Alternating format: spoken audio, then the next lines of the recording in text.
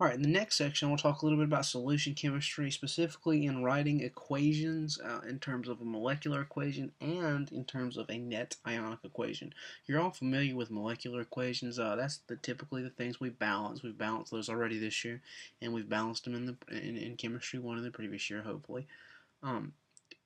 Solution stoichiometry, we actually look at the ions. So in solution chemistry, it's actually very important for us to look at the phase notation. Okay, the phase notation, what comes in parentheses after the compound: solid, liquid, gas, aqueous. So we need to look at what's going on. If we are to understand exactly what reactivity is happening or what specifically is going on, we must be aware of what's changing. I mean, it's important to know if something's going from a gas to a solid phase.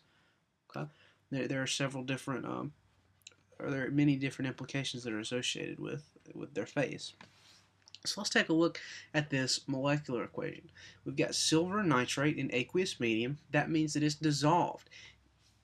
If something is dissolved, then it's dissociated. It's actually existing as silver ions, cations, and nitrate anions. Same thing with the potassium chloride.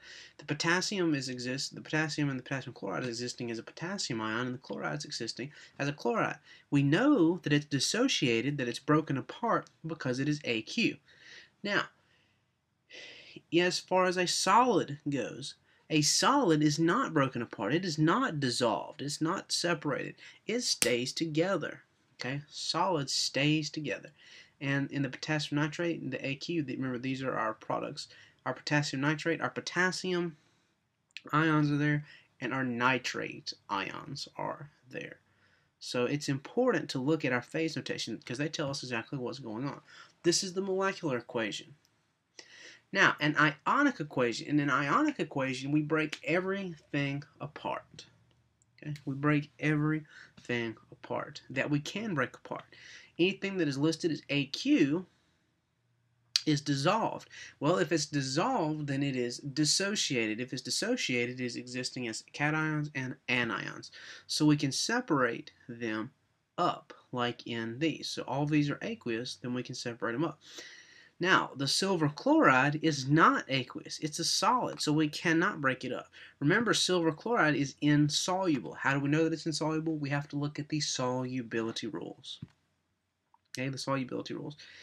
The potassium and the nitrate are dissociated, so they are separated.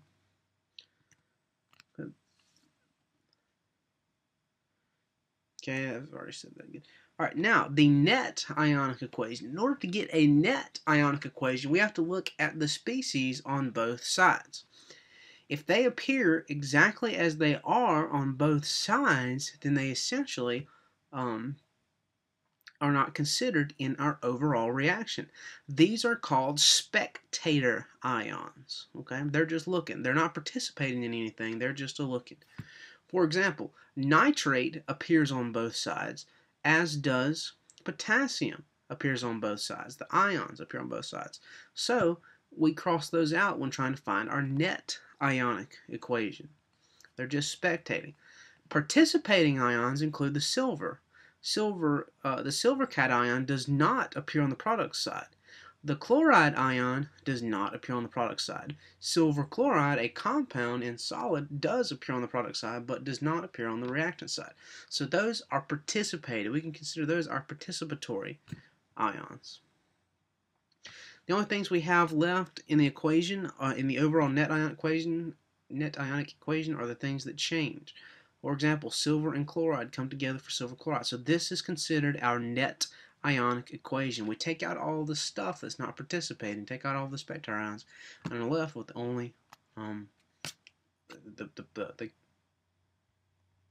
ions that are participating, or the compound that's participating. And things that are deleted from the net ionic equation are called spectator ions. I've already said that. I think let's go over just a few rules on writing net ionic equations. How do we get a net ionic equation? We write a balanced molecular equation.